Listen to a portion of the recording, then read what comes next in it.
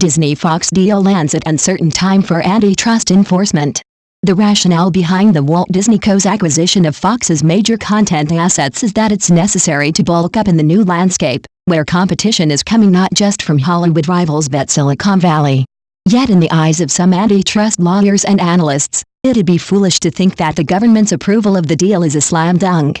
At the very least, the two companies are in for a fair degree of legal and political scrutiny.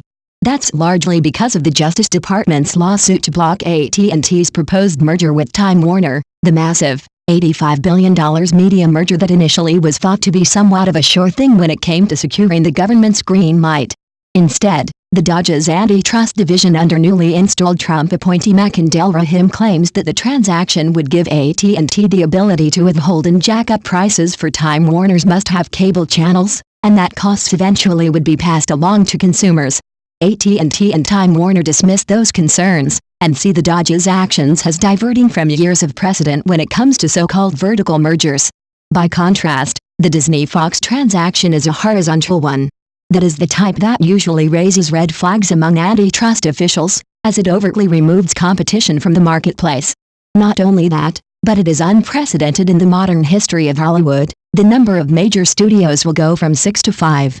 Despite that immediate impression, the companies defend the deal as far different from AT&T Time Warner, creating scale in the content space that is becoming ever more competitive with dramatic investments from the likes of Netflix and Amazon. The Justice Department's concern over AT&T Time Warner centers on the control that the company would have over large distribution channels, one source involved in the deal notes, while the Fox-Disney transaction is about content aggregation. This is a different kind of merger from AT&T Time Warner, Walt Disney Company. CEO Bob Iger said on Good Morning America on Thursday. "We're hoping the government takes a look at this from a consumer point of view." He said that the new company will create more high-quality content on a global basis and deliver it to consumers in more exciting ways. He said that from a regulatory perspective, the transaction should be viewed as a positive combination for consumers. "We hope the regulators will look at it kindly," he said. The timeline for regulatory approval is being estimated at 12 to 18 months. Some analysts have warned of potential regulatory concerns in recent days. Richard Greenfield, the BTIG research analyst who has been a Disney critic, wrote in a note earlier this week that the combined Disney and Fox assets would have a 39% theatrical market share. That figure, though, does tend to fluctuate from year to year. Disney is already using its box office muscle to bully movie domestic exhibitors, extracting financial terms far beyond their studio peers.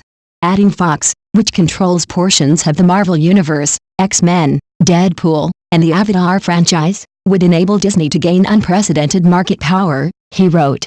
He also said there would be regulatory concerns over Disney control of ESPN along with regional sports networks, combined with its other cable and broadcast holdings. "Imagine the local market power Disney would command in a market such as New York," he wrote. Disney would control the ABC affiliate that has the NBA Finals and the Oscars, the Yes Network, and ESPN2, etc. And while Disney lacks the vast distribution network of an AT&T, a wireless provider and owner of DirecTV, it would own a controlling stake in an emerging streaming giant, Hulu. Disney's control will be tempered by the companies that own remaining stakes, Time Warner and Comcast.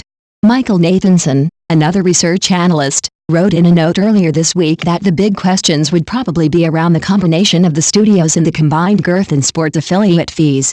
He also cited Disney's potential share of cable network fees and retransmission consent revenue, 42% by combining Disney's cable channels, Fox's cable networks and ABC-owned stations.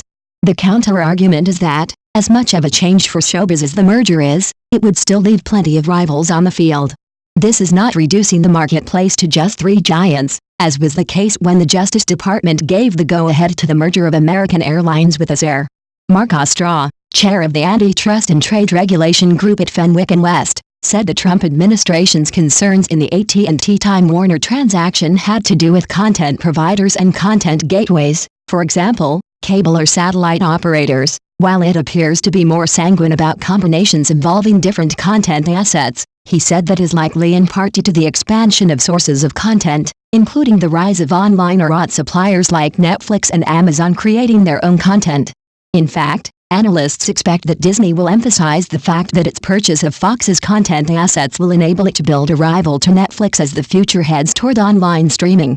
In other words, it is enhancing the competitive landscape, not shrinking it. It also may avoid the scrutiny of the FCC, as the transaction does not include the Fox network or Fox's television stations. Current media ownership rules prohibit the merger of any two out of the four major broadcast networks, and bar any one company from owning stations that reach more than 39% of the country. In any case, there is also a political side of the equation. Expect a degree of scrutiny on Capitol Hill, particularly from Democrats. In outlining a new strategy to woo the middle class, they called for stricter antitrust enforcement, even when it comes to media mergers. There will be plenty of questions of how the Justice Department reviews this merger compared to AT&T Time Warner, particularly since 21st Century Fox Executive Chairman Rupert Murdoch reportedly converses with Trump. The House and Senate Judiciary Committees have oversight over antitrust issues, and even though they are not involved in giving transactions the green light, they may very well conduct hearings given the size of this merger. That usually means that the CEOs of the respective companies are put under the spotlight, in what is a free-for-all for lawmakers to raise a host of concerns. Finally, there is timing. Past mega mergers have taken up to a year, and the wild card this time around is the pending AT&T Time Warner trial. Last week, a federal judge set a trial date of March 19, and a decision is not expected until April or May, at the earliest. If that litigation proceeds, the outcome will likely give some indication of how media mergers will be viewed in the future. Fox and Disney will be watching with interest, while insisting that their transaction is far different.